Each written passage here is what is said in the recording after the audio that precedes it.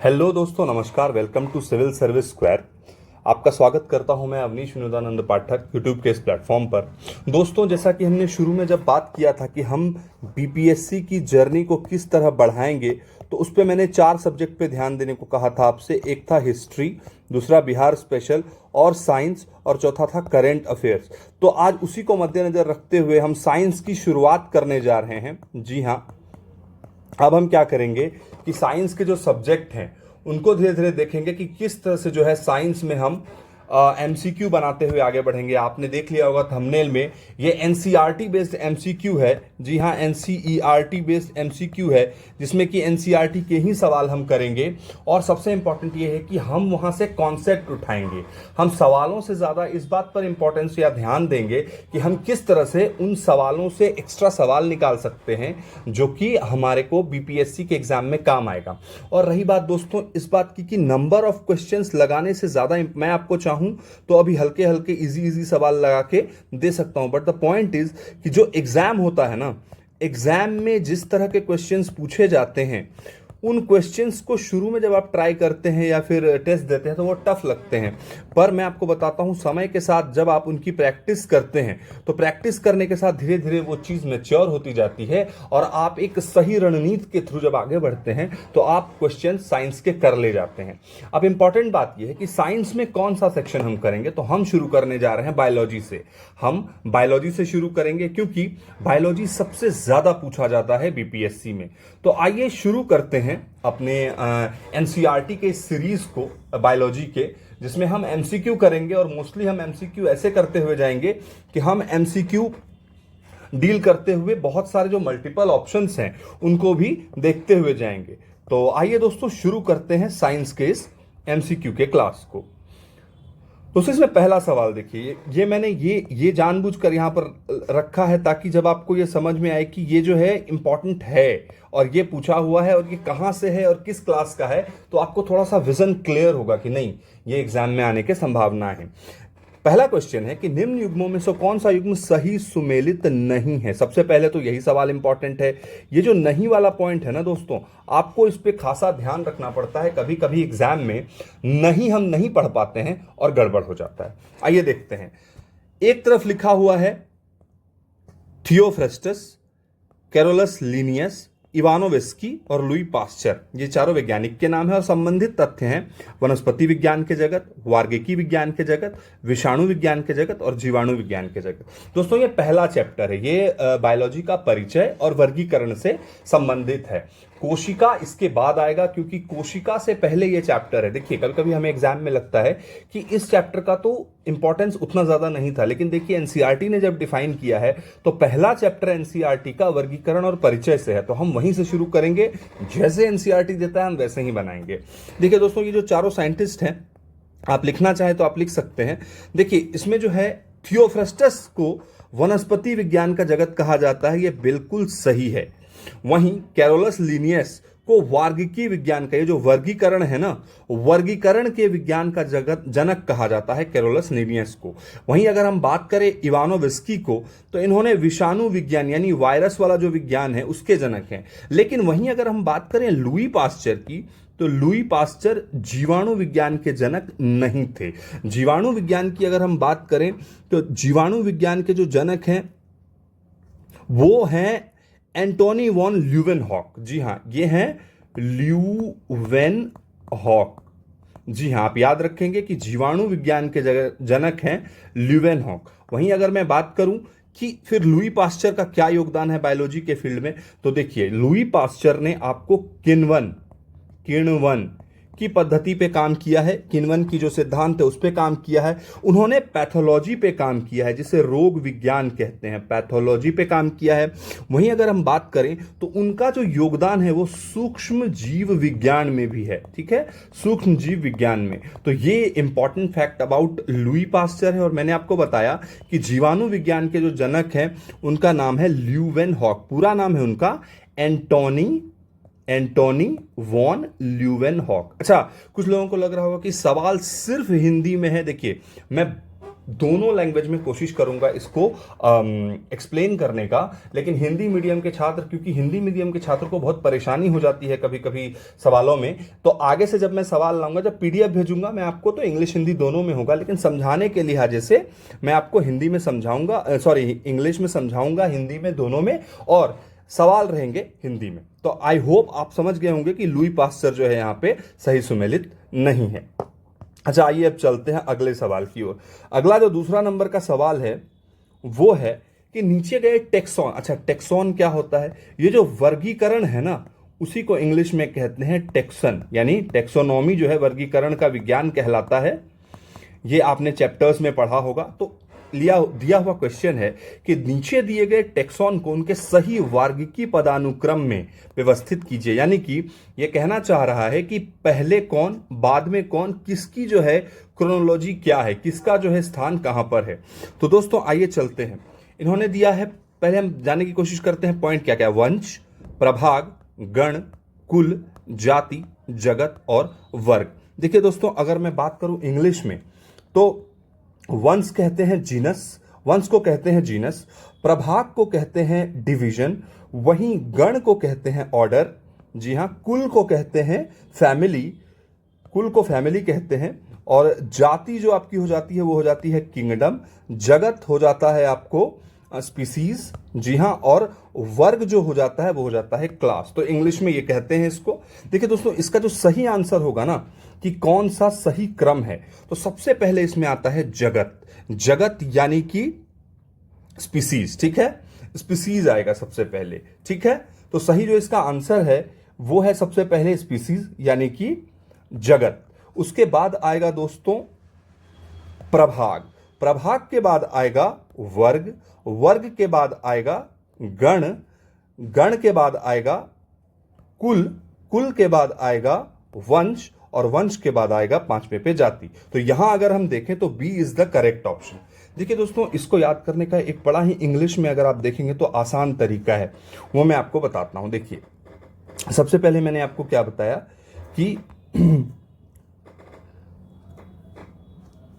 तो देखिए दोस्तों, जो सबसे छोटी इकाई है वो यहां से शुरू होगी, KGF OCPS। आप लेकिन उल्टे क्रम में याद कर सकते हैं, SPCO FGK। इसे आप 2-3 बार लिखेंगे तो आपको ये याद हो जाएगा कि SPCO FGK। मैंने दो अलग अलग वर्ड को दो अलग अलग बनाया है, जैसे SPCO FGK, SPCO आप इसको एक साथ रखेंगे, और FGK, जीके यानी जनरल नॉलेज से अगर आपने जीके भी देख लिया ना तो दो ऑप्शन तो आप ऐसे ही मार जाएंगे, और दो ऑप्शन और लास्ट में सबसे पहला जो अगर आप एस कर देते हैं तो मैं आपको इस बात की गारंटी देता हूं कि आप इसको अच्छे से निकाल ले जाएंगे। तो आंसर हमने कर ही लिया था। आइए चलते हैं तीसरे क्वेश्चन पे। कह रहा है कि सूची 1 को सूची 2 से सुमेलित करना है। देखिए इसमें ये सुमेलित करने की सूची है कि किन्होंने क्या किया था। ये वैज्ञानिक है और ये उनकी कार्य या पुस्तक है। देखिए दोस्तों, Charles Darwin, Carolus Linnaeus, Karl Woese और आर.एच. विट्टेकर, इन चारों वैज्ञानिक के नाम हैं और इनकी कार्य अथवा पुस्तक है। तो देखिए दोस्तों, सबसे पहले तो 3 डोमेन प्रणाली, 5 जगत प्रणाली, द ओरिजिन ऑफ स्पीसीज और सिस्टेमा नेचुरी, इस तरह से जो है। तो चार्ल्स डार्विन जो है, चार्ल्स डार्विन ने द ओरिजिन ऑफ स्पीसीज नाम की बुक लिखी थी। ये बहुत फेमस बुक है उनकी, द ओरिजिन ऑफ स्पीसीज। वहीं अगर हम बात करें कैरोलस लिनियस की, तो इनकी जो है वो सिस्टेमा नेचुरी, ये भी एक किताब है जो उन्होंने लिखा था। वहीं अगर आप बात करें कार्ल वोस की, तो ये 3 डोमेन प्रणाली इन्होंने दिया था। 3 डोमेन प्रणाली मैं कह रहा हूं, किंगडम नहीं कह रहा हूं, 3 डोमेन प्रणाली, ये आप नहीं भूलेंगे, यहीं पर आप फंसते हैं। और जब आखिरी आता है आर.एच. विट्टेकर, तो आर.एच. विट्टेकर ने 5 जगत प्रणाली दिया। तो देखिए डोमेन सबसे बड़ा हो जाता है, सबसे बड़ा हो जाता है डोमेन, और डोमेन पे काम बहुत कम हुआ है, लेकिन जो एक काम हुआ है वो एनसीईआरटी ने आपसे पूछ लिया। इसीलिए मैं आपसे कहता हूं कि एनसीईआरटी को काफी बारीकी से पढ़ने की जरूरत है। तो अगर इसका आंसर देखा जाए तो इसका आंसर है सी। आइए दोस्तों चलते हैं अब आगे। आर.एच. विट्टेकर द्वारा प्रयुक्त जीवधारियों के 5 जगत वर्गीकरण के आधार निम्न में से कौन है। यह पूछ रहा है कि आर.एच. विट्टेकर ने जो जीवधारियों के 5 जगत का डिवीजन किया है, उसका जो है आधार क्या था। उन्होंने जो 5 जगत में बांटा जीवधारियों को, 5 जगत में जीवधारियों को जो बांटा, तो उसका जो है बेसिस क्या था? कोशिका में यूकैरियोटिक या प्रोकैरियोटिक होना, जीवों में श्रम विभाजन का स्तर होना, या जीवों का स्वपोषी या विषमपोषी होना। देखिए दोस्तों, अगर आप देखेंगे तो जब आर.एच. विट्टेकर ने दिया था 5 जगत का डिवीजन, जब आर.एच. विट्टेकर ने दिया था तो उन्होंने जो अपनी थ्योरी पोस्टुलेट किया था, दिया था, उसमें उनका था कोशिका का यूकैरियोटिक अथवा प्रोकैरियोटिक होना, यह भी उन्होंने कहा था। उन्होंने जीवों में श्रम के विभाजन के स्तर के होने को भी अपना बेसिस बनाया था, और स्वपोषी या विषमपोषी, स्वपोषी यानी कि जो खुद से अपना भोजन बनाते हैं, ऑटोट्रॉपिक जिसको इंग्लिश में कहते हैं, और विषमपोषी मतलब जो दूसरों पर निर्भर करते हैं। तो इसका जो सही आंसर है 5 किंगडम क्लासिफिकेशन का, वो यही है कि तीनों पॉइंट इन्होंने दिए थे। आइए अब चलते हैं 5वें सवाल पर। किस आधार पर एक कोशिकीय होते हुए भी, ये काफी जो है इंटरेस्टिंग सवाल है, किस आधार पर एक कोशिकीय होते हुए भी अमीबा को प्रोटिस्टा जगत का सदस्य जबकि राइजोबियम को मोनेरा जगत का सदस्य माना जाता है? देखिए दोस्तों, ये जो डिवीजन है, 5 जगत का जो डिवीजन है जो आर.एच. विट्टेकर ने दिया था, तो उन्होंने जो है ऐसे डिवाइड किया था 5 किंगडम क्लासिफिकेशन, अगर हम इसको कहते हैं 5 केसी का मतलब किंगडम क्लासिफिकेशन, तो उन्होंने ऐसे किया था कि मोनेरा, प्रोटिस्टा, फंजाई, प्लांटी और एनिमिलिया, ये इन्होंने 5 भाग में विभाजित किया था। ठीक है, कि अलग अलग जंतु जो 3 बेसिस मैंने आपको पिछले सवाल में बताया, उसके बेसिस पर 5 भाग में विभाजित हो जाएंगे। तो लेकिन यहां एक सवाल उठता है कि अमीबा को प्रोटिस्टा में डाला गया है, लेकिन राइजोबियम जो कि मोनेरा अमीबा जैसा ही होता है, उसे मोनेरा जगत का सदस्य बनाया गया। ऐसा क्यों? तो देखिए, होता क्या है, केंद्रक का जो इंपॉर्टेंस है, जो जिसे आप न्यूक्लियस बोलते हैं, केंद्रक बहुत इंपॉर्टेंट है। मैं आपको ये बार बार अंडरलाइन कर दे रहा हूं कि चैप्टर 2 क्लास 11th एनसीईआरटी। देखिए आजकल क्या हो रहा है, साइंस में 10th 11th तक एंट्री मार के फिर वापस आ रहा है बीपीएससी का सवाल, तो आपको रेडी रहना है, सिंपल सी बात है।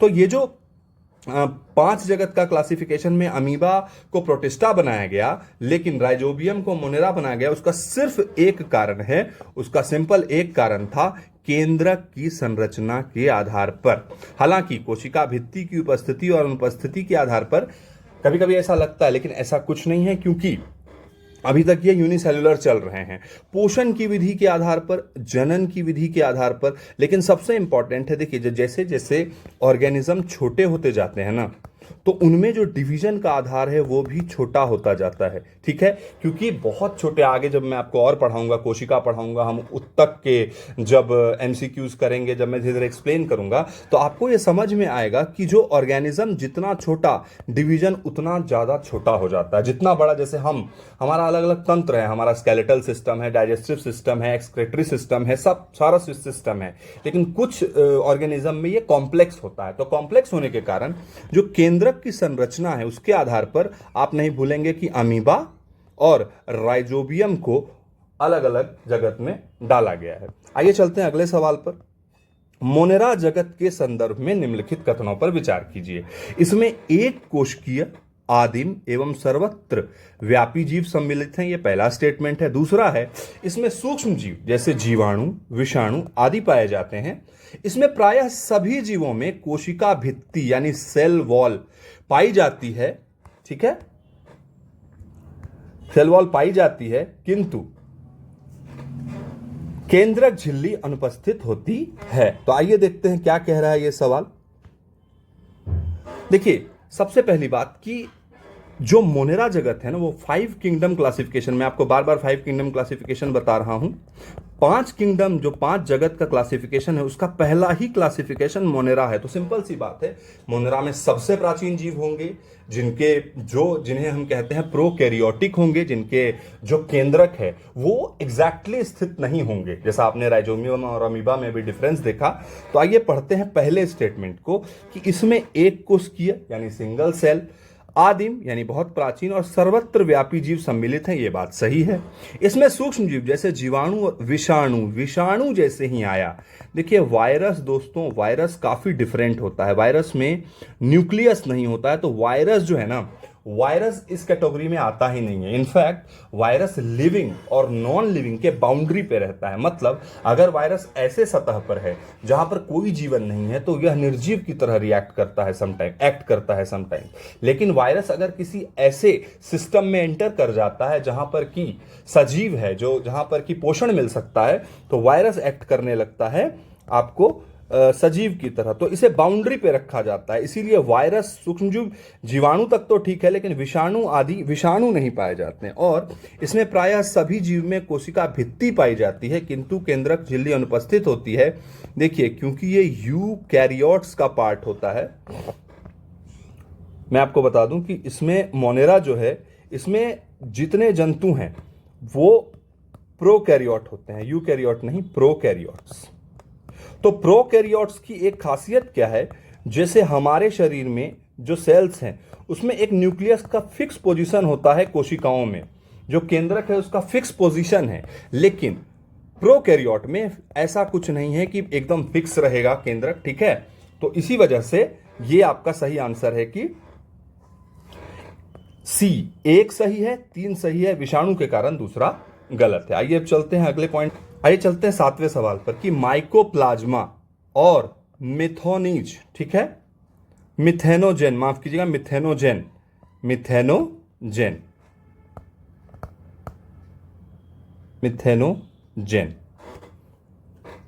में निम्न में से क्या एक समानता है। देखिए दोस्तों, इन दोनों में जो समानता की बात है, कोशिका भित्ति की जहां पर उपस्थिति की बात है, तो देखिए जो कोशिका भित्ति है वो माइकोप्लाज्मा में नहीं पाई जाती है, यानी ये तो नहीं होगा, ठीक है। अब दूसरे पे आते हैं कि पोषण की विधि। देखिए, पोषण की विधि दोनों में समान नहीं होती है। अच्छा, सबसे पहली बात कि जो कशाभिका है, कशाभिका उपस्थित जो होती है वो माइकोप्लाज्मा में होती है, ठीक है।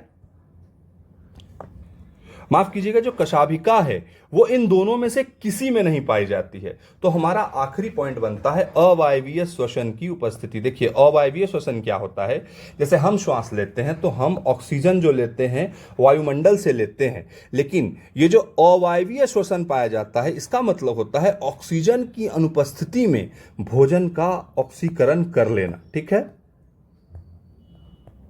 भोजन का ऑक्सीकरण ऑक्सीजन की अनुपस्थिति में कर लेना, इसे हम कहते हैं अवायवीय श्वसन की उपस्थिति। आइए अब चलते हैं अगले सवाल की ओर। 8वां सवाल है कि निम्न कथन व कारण को पढ़िए और नीचे दिए गए कूट की सहायता से सही उत्तर का चयन कीजिए। मिथेनोजन जीवाणुओं का उपयोग गोबर से बायोगैस बनाने में किया जाता है, ठीक है। और यह आर्कीबैक्टीरिया वायवीय परिस्थिति में मीथेन गैस उत्पन्न करता है, ठीक है। देखिए दोस्तों, अभी जस्ट हमने ऊपर पढ़ा कि हां, मिथेनोजेन जीवाणुओं का उपयोग, यह बात सही है कि गोबर से जब हम बायोगैस बनाते हैं तो यही वो होते हैं बैक्टीरिया जो इसको कन्वर्ट करते हैं बायोगैस में गोबर से। लेकिन आपने देखा होगा जब गोबर गैस बनाया जाता है तो उसकी लीड ढक दी जाती है, जिस स्थान पर यह बन रहा होता है उसकी लीड ढक दी जाती है। मान लीजिए गोबर है, यानी यहां ऑक्सीजन काफी कम मात्रा में उपलब्ध है, और ऑक्सीजन कम मात्रा में उपलब्ध है का मतलब है कि ये वायवीय परिस्थिति में नहीं, अवायवीय परिस्थिति में बनता है। इसका मतलब है ए तो सही है, मिथेनोजेन यानी मिथेन को उत्पन्न करने वाले जीवाणुओं का उपयोग गोबर से बायोगैस बनाने में किया जाता है, लेकिन यह आर्कीबैक्टीरिया वायवीय परिस्थिति में नहीं, अवायवीय परिस्थिति में गैस बनाता है। तो आइए चलते हैं 9वें सवाल की ओर। 9वां सवाल है कि जीवाणुओं के महत्व के संदर्भ में निम्न कथनों पर विचार कीजिए। जीवाणुओं के संबंध में कह रहा है, निम्न कथनों पर विचार कीजिए। यह अपघटक होने के कारण पर्यावरण के शुद्धिकरण में अपना योगदान देते हैं एवं पर्यावरण में पोषक तत्वों के चक्रण को भी सुनिश्चित करते हैं। दूसरा पॉइंट कहता है, यह भोजन के सड़ने से लेकर जंतुओं, पादपों एवं मानवों में अनेक रोग उत्पन्न करते हैं तथा कभी कभी भूमि को बंजर भी बनाते हैं। देखिए दोस्तों, यहां पर जो पॉइंट है ना, इसमें दोनों सही है, क्योंकि ये बात सही है कि जीवाणु अपघटक होते हैं, ये हम जानते हैं। ये पर्यावरण के शुद्धिकरण में, जैसे कि मान लीजिए कि किसी जंतु की मृत्यु हो गई, ठीक है, तो उसका धीरे धीरे अपघटक करके उसे मिट्टी में मिला देते हैं, ठीक है, अपने जो इनका एक्सक्रीशन के दरमियान वो मिट्टी में मिल जाते हैं और धीरे धीरे क्या होता है, बायोलॉजिकल प्रोसेस से वो गंदगी खत्म हो जाती है, ठीक है। तो पर्यावरण के पोषक तत्वों के चक्रण को सुनिश्चित करते हैं और यह भोजन के सड़ने से लेकर जंतुओं, पादपों एवं मानवों में अनेक रोग उत्पन्न करते हैं। आप भी जानते हैं बहुत सारे ऐसे बैक्टीरिया हैं जिनके कारण मनुष्य में, जानवर में, इन सब में रोग उत्पन्न हो जाता है, ठीक है। तो ये जो है भोजन के सड़ने से लेकर जंतुओं, पादपों एवं मानवों में अनेक रोग का कारण भी बनते हैं और ये बात बिल्कुल सही है। और कभी कभी भूमि में बहुत ज्यादा बैक्टीरिया होने के कारण वो क्या करते हैं, भूमि को बंजर बनाने लगते हैं, भूमि की नाइट्रोजन लेने लगते हैं, जिससे भूमि कृषि में अच्छा प्रदर्शन नहीं कर पाती और उसी को हम बंजरीकरण कहते हैं। आइए चलते हैं 10वें सवाल पे कि निम्न जीवाणुओं के संदर्भ में कौन सा कथन असत्य है। 10वां सवाल कह रहा है कि कौन सा कथन असत्य है, ठीक है। यह स्ट्रेप्टोमाइसिन, टेट्रासाइक्लिन एवं एरिथ्रोमाइसिन जैसे प्रतिजैविकों का निर्माण नहीं करते। यह नाइट्रोजन स्थिरीकरण यानी फिक्सेशन द्वारा कृषि हेतु मृदा की उर्वरता को बढ़ाते हैं। यह दही एवं योगर्ट के निर्माण से लेकर सिरका का भी निर्माण करते हैं। तो हमसे सवाल पूछा गया है असत्य। देखिए मैं बताता हूं आपको, नाइट्रोजन स्थिरीकरण, फिक्सेशन तो बैक्टीरिया ही करते हैं, ठीक है। और इससे क्या होता है, जैसे कि कहते हैं कि दाल लगा दो तो आपके जो जमीन की नाइट्रोजन है वो बढ़ जाएगी। वो क्या होता है, दाल के जड़ों में लेग्यूम्स जिसे कहते हैं, बैक्टीरिया होते हैं जो हमें खेत के नाइट्रोजन को बढ़ाने में मदद करते हैं, ठीक है। खेत की मिट्टी डायरेक्ट नाइट्रोजन नहीं ले सकती है, उसे नाइट्रोजन फिक्सेशन द्वारा नाइट्रोजन दिया जाता है, जिसमें बैक्टीरिया मदद करते हैं। वहीं अगर हम बात करें दही, आप जानते हैं लैक्टोबैसिलस, इसका नाम तो हम जानते ही हैं। जो लैक्टोबैसिलस है, लैक्टोबैसिलस का काम ही है, जो लैक्टोबैसिलस है, लैक्टोबैसिलस का काम ही है कि वो दही का निर्माण करता है। तो ये जो है आपको इसमें जो असत्य है, और स्ट्रेप्टोमाइसिन, टेट्रासाइक्लिन एवं एरिथ्रोमाइसिन जैसे ये भी बैक्टीरिया ही निर्माण करते हैं। तो इसमें जो असत्य है वो केवल एक है। आइए चलते हैं 11वें क्वेश्चन पर। प्रोटिस्टा के संदर्भ में निम्नलिखित कथनों पर अब हमें विचार करना है, ठीक है। अब आ चुके हैं हम प्रोटिस्टा, हमने मोनेरा पढ़ा, क्वेश्चन वाइज ही हम देखिए कि मोनेरा के सारे गुणों को जान चुके हैं। जब आप इस लेक्चर को देखेंगे, रिवाइज करेंगे, तो आपको महसूस होगा कि मोनेरा के जो छोटे छोटे डिवीजन है, जो बैक्टीरिया था, बैक्टीरिया क्या करता है, अवायवीय कौन करता है, तो किसमें कशाफ की होता है, तो ये दोनों आप कर लेंगे अच्छे से। तो आइए चलते हैं प्रोटिस्टा के सवाल पे। इसमें एक कोशिकीय, कवकसम, पादपसम एवं प्राणीसम जीव आते हैं जो केंद्रक युक्त होते हैं। अब केंद्रक पे आ गया ये। समुद्र में दिखाई देने वाली लाल जल तरंग का कारण फ्लैजिलेट होते हैं, ये एक फैक्ट है। और सीलिया युक्त डाइटम, युगलिना, पैरामीशियम आदि इस जगत के प्रमुख उदाहरण हैं। देखिए दोस्तों, ये जो तीनों पॉइंट है ना, तीनों सही है प्रोटिस्टा के संदर्भ में। ये तीनों फैक्ट है और आप याद कर लेंगे कि इसमें एक कोशिकीय होते हैं, ये यानी सिंगल सेल, इसमें पादपसम भी होते हैं और प्राणीसम जीव भी आते हैं, और इनमें सेंटर होता है जिसे आप फिक्स सेंटर कहते हैं, न्यूक्लियस। जो केंद्रक है वो न्यूक्लियस की बात कर रहे हैं, सेंटर नहीं। समुद्र में दिखाई देने वाले लाल जल तरंग का कारण ये एकदम फैक्ट है, ये आप याद कर लेंगे। और तीसरा जो है कि सीलिया युक्त डाइटम, युगलिना और पैरामीशियम, ये प्राइम एग्जाम्पल हैं जो है प्रोटिस्टा के। तो इसका आंसर है ये सभी। आइए अब चलते हैं 12वें क्वेश्चन पर। 12वां क्वेश्चन क्या कह रहा है कि निम्न में से असंगत युग्म यानी कि गलत कौन सा है, असंगत, जो कि गलत जगह पर लगाया गया है। एक है स्यूडोपोडिया, एक है फ्लैजिला, एक है सीलिया। आपने फ्लैजिला, सीलिया अभी ऊपर पढ़ा था प्रोटिस्टा के बारे में। और कोशिका भित्ति, देखिए जो कोशिका भित्ति है, जो कोशिका भित्ति है ना, वो सेल के ऊपर होता है, सेल के बाहर आवरण पे कोशिका भित्ति होती है, ठीक है।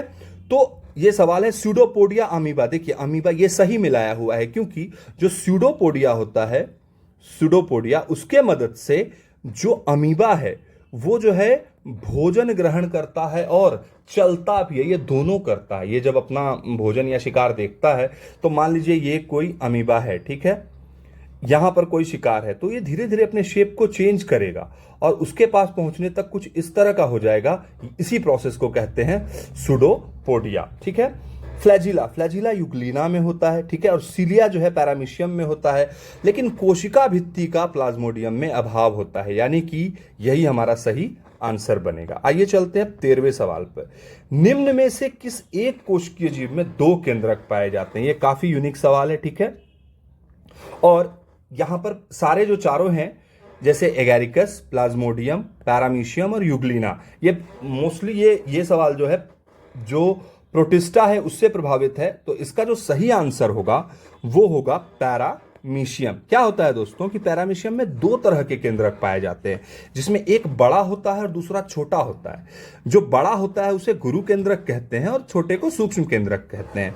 गुरु केंद्रक सामान्य जैविक कोशिकाएं या प्रक्रमों को नियंत्रित करता है, और जो सूक्ष्म होता है, जो गुरु और सूक्ष्म है, जो सूक्ष्म होता है, सूक्ष्म क्या करता है कि सूक्ष्म केवल जनन को नियंत्रित करता है, ठीक है, लेकिन जो गुरु है, जो गुरु वाला पार्ट है, वो सामान्य जैविक कोशिकाओं के प्रक्रम को नियंत्रित। तो आइए चलते हैं अगले सवाल की ओर। अगला सवाल है कि कवकों के संदर्भ में निम्नलिखित में कौन सा कथन असत्य है? यह साइनोबैक्टीरिया के साथ लाइकेन के रूप में सहजीवी संबंध बनाते हैं। ये पोषण के आधार पर मृतोपजीवी या परजीवी होते हैं, ठीक है, और इन बहुकोशिकीय जीवों में म्यूरिन द्वारा निर्मित कवक जाल पाया जाता है। तो ये जो 2 फैक्ट है, तीनों फैक्ट ही हैं, ये कवकों के लिए यानी फंजाई से रिलेटेड है। तो देखिए इसका जो सही आंसर है ना, यह साइनोबैक्टीरिया के साथ लाइकेन के रूप में सहजीवी संबंध बनाते हैं, ये एकदम सही है, ठीक है, ये एकदम सही है। ये पोषण के आधार पर मृतोपजीवी या परजीवी होते हैं। जी हाँ, ये पोषण के आधार पर अगर किसी डेड मटेरियल में ये पाया जाता है तो ये मृतोपजीवी होता है, लेकिन अगर यही किसी पेड़ पे है तो ये परजीवी होता है। और इन बहुकोशिकीय जीवों में म्यूरिन द्वारा निर्मित कवक जाल पाया जाता है, ये स्टेटमेंट सही नहीं है, ठीक है, यानी 1 और 2 सही है कि सिम्बायोटिक संबंध बनाता है, ठीक है, और दूसरा कि वे मृतोपजीवी भी होता है। अब आइए चलते हैं 15वें क्वेश्चन पर। 15वां क्वेश्चन कह रहा है कवकों के संदर्भ में निम्नलिखित कथनों पर विचार कीजिए। इनमें कायिक जनन खंडन, विखंडन, मुकुलन एवं बीजाणुओं द्वारा होता है।